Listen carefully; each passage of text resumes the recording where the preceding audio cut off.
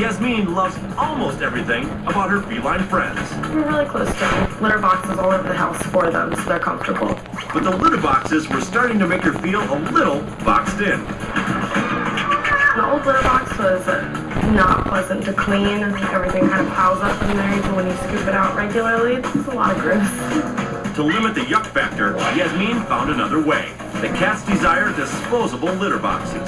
Biodegradable, disposable, totally recyclable. If you do scoop, keep it around for up to a month. If you don't scoop, toss the box after a week. I love the fact I don't have to clean with it. I don't have to scoop it if I don't want to. I can just throw the whole thing away. The box goes together in just a few steps.